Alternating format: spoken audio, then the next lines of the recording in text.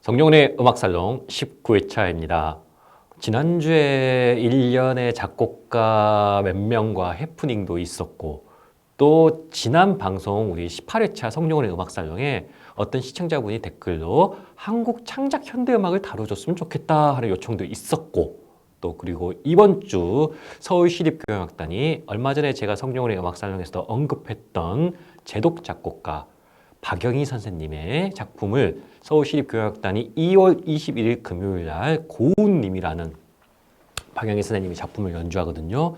그래서 겸사겸사 이런 세 가지 요인이 딱 맞물려서 그러면은 오늘 19회에는 드디어 제가 작곡가이지 않습니까? 한국의 장작 현대음악에 대해서 한번 다루어 보겠습니다.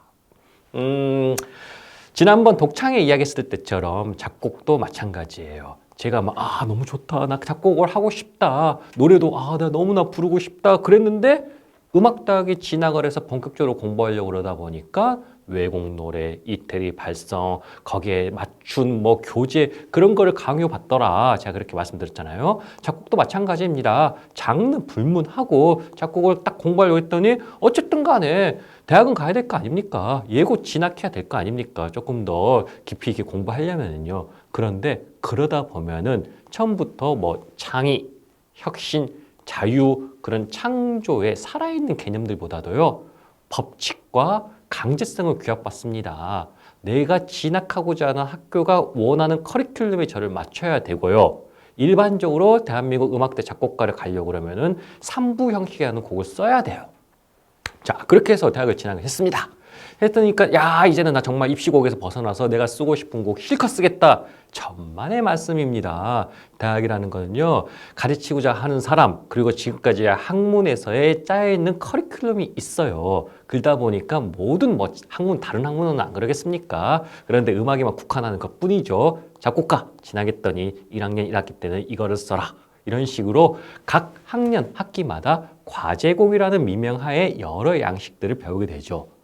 당연합니다. 필요합니다. 배워야 되지요. 그런데 그것들을 갖다가 충분히 배우기도 전에 한 1학년, 2학년 맛배기로 쓰고 곧바로 3학년 정도 되면은 현대음악이라고 하는 20세기 예술로 들어가게 됩니다.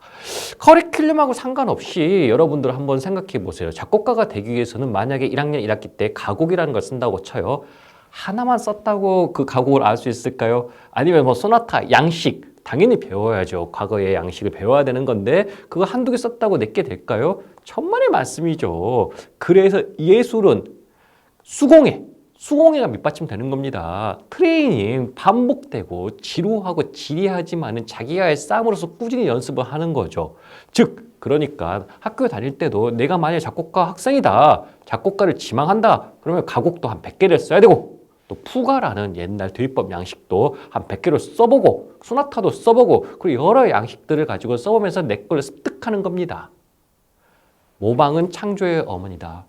백기란 뜻이 아니에요. 엉덩이 딱 붙여서 공부라는 게 그렇습니다. 옛날에 썼던 대가들의 작품, 옛날에 이 작곡가가 어떻게 이런 작품을 썼지 하는 거를 분석하고 분해하고 쓰라는 곡, 베끼고 듣고 그런 루틴, 그런 반복적인 평생에 걸친 트레이닝이 꾸준히 돼야 되는 거예요. 자, 근데 이런 잔소리 그만하고 그건 각자의 몫이니까요. 그거는 현대하고 상관없는 작곡가로서는 필수적인 요건이니까. 그런데 그런 것들이 완벽하게 돼 있지도 않은 상황에서 현대음악을 써라 그럽니다. 그럼 도대체 현대음악이 무엇이냐?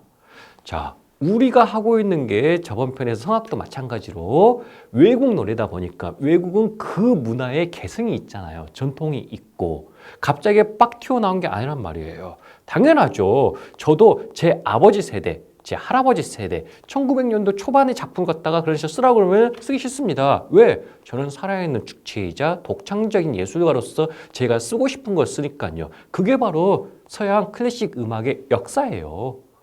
하이든이 있었고 그 하이든은 모차르트가 계승했고 모차르트 다음에 베토벤이 있었고 이런 식으로 꾸준히 가 있는 게 그런 전통과 역사가 있는데 우리나라는 그게 없이 19세기 후반, 20세기 초반 서구 문물을 갖다가 받아들인 거잖아요. 그러다 보니까 그때 사람들은 우리의 할머니의 할머니들은 전혀 모르는 상황에서 우와 이게 모차르트다 그렇게 해야 되겠고 모차르트를 배운 몇 명의 사람들이 소개를 한 음악이었습니다. 그러니까 같이 즐기고 알아는 듯 그렇게 시작한 게 아니라 갑자기 뚝 던져주면서 이게 지금의 서양 클래식 음악이다. 그렇게 소개된 서양 문물이죠. 그런 전통과 계승 또는 역사적 맥락 없이 갑작스럽게 현대 음악을 설하는 겁니다. 안 그래도 창작곡이라고 그러면은 기존에 없는 거를 새롭게 하다 보니까 낯설고 신기한데 현대라는 거는 기존의 과거를 부정하고 여러 가지 새로운 걸 해보겠다는 20세기 극진적인 아방가르드 예술 아니겠습니까? 그거에 대한 밑받침적인 이해와 취향이 전혀 없는 상황에서 하라고 하니까 얼마나 당황스럽고 울며 겨자 먹기 식으로 하는 겁니다. 그러다 보니까 음악대학을 졸업하고도 세 가지 부류의 작곡가 형태가 나옵니다. 첫 번째, 자 좋게 말하겠습니다.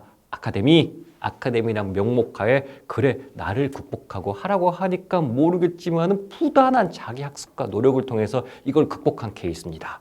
그래서 난 이 음악을 계속 하겠다. 그래서 졸업하고 유학을 갑니다. 어디로 가겠어요? 그 음악의 발생지인 유럽이나 미국으로 가겠죠. 그럼 거기서 끊임없이 동양의 타자, 즉 아까 말했던 그런 문화적 역사적인 토양이 없는 데서 온 이방인이 그들의 기술, 그들의 사상을 습득하기 위해서 그래서 아웃사이더가 인사이더, 즉 요즘 말로 인싸가 되기 위해서 부단히 노력하게 됩니다. 그 얼마나 어렵고 뼈를 깎는 노력이겠어요. 우리 게 아닌데 그걸 서양 음악의 서양인들의 관점에서 우리가 기술, 정신을 갖다가 즉 서양 관점에서 우리가 그 탈아시아를 한다는 거 아닙니까? 탈한국화를 한다는 거 아닙니까? 그런 작곡가도 있습니다. 그러다 보니까 굉장히 어떻게 보면 새로운 경지에 도달하게 되고 자부심도 있고 뿌듯하겠죠. 좋아요. 그런데 그런 사람들 한국으로 돌아옵니다. 자기들만 알고 자기들만 아는 언어를 갖다가 말하다 보니까 일반인들하고 괴리감이 엄청나게 생겨요. 아까 제가 그랬죠. 창작음악. 안 그래도 현대음악 아니고 무슨 일반 트로트를 가지고 첫 곡을 나온다고 그래도 이 곡이 좋네 안 좋네 말이 많고 어떻게 반응해야 될지 모르는데 아카데미안 클래식 중에서도 현대음악을 하겠다. 이건 정말 완전히 끼리끼리 하겠다는 거죠. 괜찮았습니다. 왜 그러냐면 그런 사람들이 이제 학문의 보존이라는 측면에서 대학 교수가 되고 학교에 자리 잡고 후학을 양성해서 그런 아카데미를 보존하고 계승을 하면 됐죠. 허나 지금은 여러분 여러 개 잘 아시죠? 인구 감소로 인한 학력 인구가 없고 그러다 보니까 가르치는 사람이 배우겠다는 사람보다 더 많습니다. 그러면은 예전 같은 경우는 내가 배우고 싶고 음악대학에 진출해야 되겠고 그 계보를 이어서 승의 도제식으로 이어가기 위해서는 그걸 따라갔어야 됐어요. 근데 지금 천만의 말씀입니다. 가르치는 사람이 배우겠다는 사람의 욕구와 그 수용자의 니즈에 충족시켜줘야 돼요. 그런데 누가 클래식을 합니까? 누가 현대음악을 쓰겠다고 합니까? 그러다 보니까 안 맞는 거예요. 배워온 사람은 가르칠 데도 없고 대학 같은 경우는 철저하게 상업적인 논리로 작용되니까 그러면은 수강생이 없는 과를 갖다가 유지할 필요가 뭐가 있겠습니까? 교수가 탈바꿈을 하는 거죠. 그 교수의 음악적 사상을 존경해서 그 음악적 업적을 갖다 따르겠다고 학생이 와서 배우는 게 아니라 네가 뭘 하든 상관이 없이 우리는 수강생이 필요하고 학교를 운영해야 되고 많이 학생을 유입하게 되기 때문에 학생이 많이 와야 됩니다. 그럼 어떻게 된다? 그들이 원하는 음악을 갖다 가르쳐야 되고 그 욕구에 충족을 시켜줘야 되는 거죠. 그러다 보니까 이런 현대음악 작곡가들은 정말 갈 데가 더욱더 없어지는 정말 명맥만 유지하고 있는 겁니다. 하지만은 그들이 그런 식으로 정말 환골탈퇴를 해서 깨우친 아웃사이더가 인사이더가 돼가지고 현대음악 한다는 그 자부심과 그 우월감을 쉽게 포기하겠습니까? 죽어도 통뼈는 못 버린다. 그런 식으로 자기들의 그 프라이드를 유지하고 있죠. 그러다 보면 어쩌겠습니까? 점점 사회와 고립만 될 뿐입니다.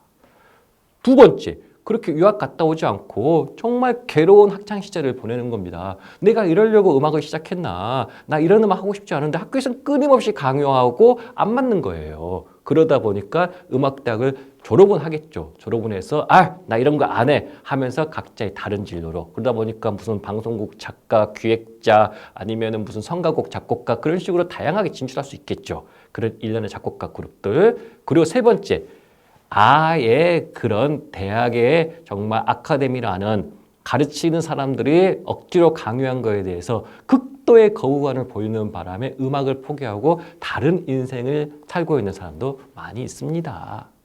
자, 이렇게 되고 있는 게 한국 현대음악입니다. 자, 근데 그러면은 여기서 마지막 이야기를 해야겠죠? 도대체 대학에서는 왜 현대음악을 가르치냐? 그리고 이 왜 클래식 음악 풍토가 이렇게 뭐 트로트, 가요, 대중음악, 클래식이라는 게 철저하게 우리끼리만 이렇게 하고 있는 그들만의 리그가 되어버렸는가. 아까 말했다시피 클래식은 우리 게 아니고 그걸 받아들여가지고 외국 같은 경우는 꾸준히 있었지만은 우리는 그런 게 없는 상황에서 70년대, 80년대 그런 식으로도 우리 선배 작곡가들, 성각자들이 유학을 가셨겠죠.